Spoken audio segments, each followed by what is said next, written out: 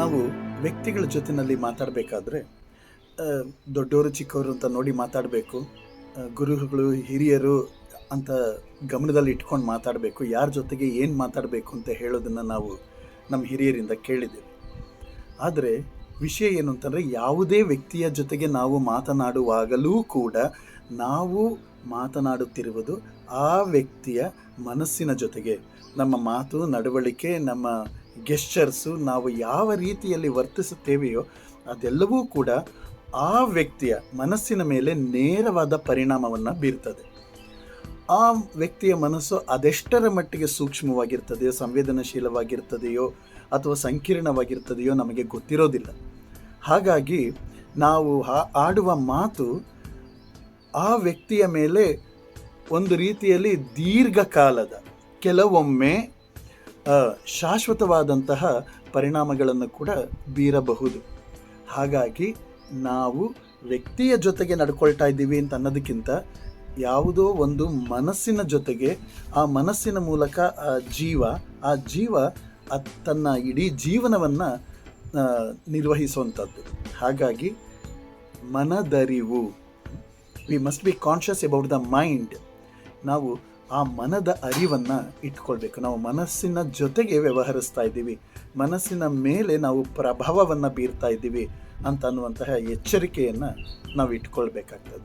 ಮನದರಿವಿನ ಮೊದಲನೆಯ ಅಭ್ಯಾಸವೇ ನಾವು ಯಾವ ವ್ಯಕ್ತಿಯ ಜೊತೆಗೆ ವ್ಯವಹರಿಸ್ತೇವೆಯೋ ಆ ವ್ಯಕ್ತಿಯ ಜೊತೆಗೆ ಎಂಪಥೆಟಿಕ್ ಆಗಿ ವರ್ತಿಸೋದು, ಅಂದರೆ ಸಹಾನುಭೂತಿಯಿಂದ ವರ್ತಿಸೋದು.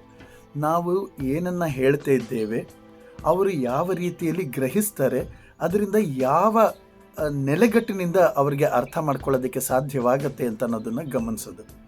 ಮತ್ತು ಎರಡನೆಯ ಅಭ್ಯಾಸ ಅಂತಂದರೆ, ಸೂಕ್ತವಾದ ಪದಗಳನ್ನು ನಾವು ಬಳಸುವಂಥದ್ದು. ಅವರಿಗೆ ಹರ್ಟ್ ಆಗದೇ ಇರುವ ಹಾಗೆ, ಅಥವಾ ಅಪಮಾನಿಸದಿರುವ ಹಾಗೆ, ಆಕ್ಷೇಪಿಸದಿರುವ ಹಾಗೆ, ಅಥವಾ ಆರೋಪಿಸದಿರುವ ಹಾಗೆ. ನಾವು ಯಾರೇ ವ್ಯಕ್ತಿಯ ತಪ್ಪನ್ನು ಹೇಳುವಾಗಲೂ ಕೂಡ ಆಕ್ಷೇಪಿಸೋದು, ನಾವು ತಪ್ಪನ್ನು ಗುರುತಿಸಬೇಕೇ ಹೊರತು ಆ ವ್ಯಕ್ತಿಗೆ ಲೇಬಲ್ ಮಾಡಲಿಕ್ಕೆ ಹೋಗಬಾರ್ದು. ಇದು ಬಹಳ ಸಾಮಾನ್ಯವಾಗಿ ನಡೆಯುವಂಥ ವಿಷಯ ಆಗಿರ್ತದೆ. ವ್ಯಕ್ತಿಗಳ ನಡುವೆ ಸಂಘರ್ಷ ಉಂಟಾಗೋದೇ ನಾವು ಕೆಲಸವನ್ನು, ಅದೇನೋ ಒಂದು ಘಟನೆಯನ್ನು, ಪ್ರಸಂಗವನ್ನು, ಅಥವಾ ಏನು ಆಗಿರ್ತದೋ ವಿಷಯವನ್ನು ಹೇಳುವ ಬದಲು ನಾವು ನೇರವಾಗಿ ವ್ಯಕ್ತಿಯನ್ನು ಆರೋಪಿಸುವ, ಖಂಡಿಸುವ, ಆಕ್ಷೇಪಿಸುವ ರೀತಿಯಲ್ಲಿ ಮಾತನಾಡುವುದರಿಂದ ಅವರಿಗೆ ಅಪಮಾನಿತರಾಗಿರುವ ಹಾಗೆ ಮತ್ತು ಖಂಡನೆಗೆ, ಟೀಕೆಗೆ ಒಳಗಾಗಿರುವ ಹಾಗೆ ಅನ್ನಿಸ್ತದೆ. ನಾವು ವ್ಯಕ್ತಿಯ ಕೃತ್ಯವನ್ನು ವಿರೋಧಿಸ್ತಿದ್ದೇವೆಯೇ ಹೊರತು ವ್ಯಕ್ತಿಯನ್ನೇ ದ್ವೇಷಿಸ್ತಾ ಇದ್ದೇವೆ ಅಂತ ಅನ್ನುವಂತಹ ಸಂದೇಶವನ್ನು ಎಂದಿಗೂ ಕೊಡಬಾರದು. ಹಾಗಾಗಿ ನಮ್ಮ ಫೋಕಸ್ ಆ ವ್ಯಕ್ತಿಯ ಕೆಲಸದ ಬಗ್ಗೆ ಇರಲಿ. ತಪ್ಪಾಗಿದೆ, ಎಸ್, ಈ ರೀತಿಯಲ್ಲೇ ಆಗಿದೆ, ನಿನ್ನಿಂದ ಅದಾಯಿತು, ಹೀಗೆ ಆ ವ್ಯಕ್ತಿಯನ್ನು ಉದ್ದೇಶಿಸಿ ನೇರವಾಗಿ ಮಾತನಾಡುವುದರಿಂದ ನಮಗೆ ಮನದರಿವಿನ ಕೊರತೆ ಇದೆ ಅಂತ ಅನ್ನೋದು ಆಗ್ತದೆ. ಮತ್ತು ನಮ್ಮ ಕಡೆಯಿಂದ ಯಾವತ್ತೂ ಅವರ ಬಗ್ಗೆ, ಅವರ ಮನೋವಲಯದಲ್ಲಿ ಅವ್ರಿಗೊಂದು ತಮ್ಮ ಬಗ್ಗೆ ಒಂದು ಭಾವನಾತ್ಮಕವಾಗಿರುವಂತಹ ಒಂದು ಝೋನ್, ಕಂಫರ್ಟ್ ಝೋನ್ ಇರ್ತದೆ. ಅದನ್ನು ನಾವು ಅತಿಕ್ರಮಣ ಪ್ರವೇಶ ಮಾಡಬಾರ್ದು.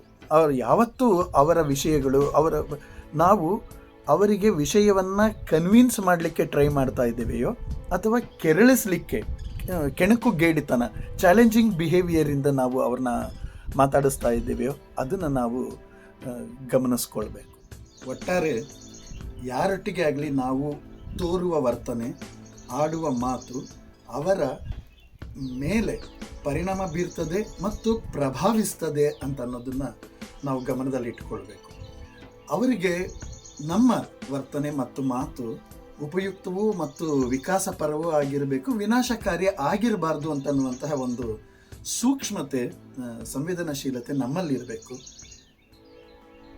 ಮಗುವೇ ಆಗಲಿ, ದೊಡ್ಡವರೇ ಆಗಲಿ, ಹೆಂಗಸರೇ ಆಗಲಿ, ಗಂಡಸರೇ ಆಗಲಿ, ಕಾರ್ಮಿಕರೇ ಆಗಲಿ, ನಮ್ಮ ಕೈ ಕೆಳಗಡೆ ಕೆಲಸ ಮಾಡ್ತಿರೋರೇ ಆಗಲಿ, ರಸ್ತೆಯಲ್ಲಿ ಬರುವವರು ಯಾರೇ ಆಗಲಿ, ಆ ಪ್ರತಿಯೊಬ್ಬ ವ್ಯಕ್ತಿಗೂ ನಾವು ಗೌರವವನ್ನು ತೋರುವುದು ಮತ್ತು ಅವರ ತನವನ್ನು ಬಲಗೊಳಿಸುವುದು. ಅವ್ರಿಗೊಂದು ತಮ್ಮತನ ಅಂತಿರ್ತದೆ. ಅದನ್ನು ನಾವು ಬಲಗೊಳಿಸುವ, ಅದನ್ನು ನಾವು ಆಧರಿಸುವ ರೀತಿಯಲ್ಲಿ ನಡೆದುಕೊಂಡಿದ್ದೇ ಆಯಿತು ಅಂತಂದರೆ ಅವರ ಮಾನಸಿಕ ಆರೋಗ್ಯದ ಮೇಲೆ ನಮ್ಮ ಮಾತುಗಳು ಪ್ರಭಾವ ಬೀರ್ತಾ ಇರ್ತದೆ. ಆರೋಗ್ಯವಂತರನ್ನಾಗಿ ಅವರನ್ನು ರೂಪಿಸಲಿಕ್ಕೆ ನಾವೊಂದಿಷ್ಟು ಕಾಣಿಕೆಗಳನ್ನು ಸಲ್ಲಿಸ್ದಂಗೆ ಆಗುತ್ತೆ. ಸಾಮಾನ್ಯವಾಗಿ ಅವರು ನನ್ನನ್ನು ಸರಿಯಾಗಿ ಗಮನಿಸಲಿಲ್ಲ ಅಥವಾ ಗೌರವಿಸಲಿಲ್ಲ ಅಥವಾ ವ್ಯತ್ಯಾಸವಾಗಿ ನಡ್ಕೊಂಡ್ರು ಅಂತ ಹೇಳ್ತಾ ಇರ್ತೇವೆ. ಆದರೆ ನಮ್ಮನ್ನು ನಾವು ಹೇಗೆ ಟ್ರೀಟ್ ಮಾಡಬೇಕು ಅಂತ ಬಯಸ್ತೇವೆಯೋ ಹಾಗೆ ಅವ್ರನ್ನ ನಾವು ಟ್ರೀಟ್ ಮಾಡ್ತಾ ಹೋಯಿತು ಅಂತಂದರೆ ಮನದರಿವಿನ ಒಂದು ಸಾರ್ಥಕತೆ ಅಲ್ಲಿರ್ತದೆ.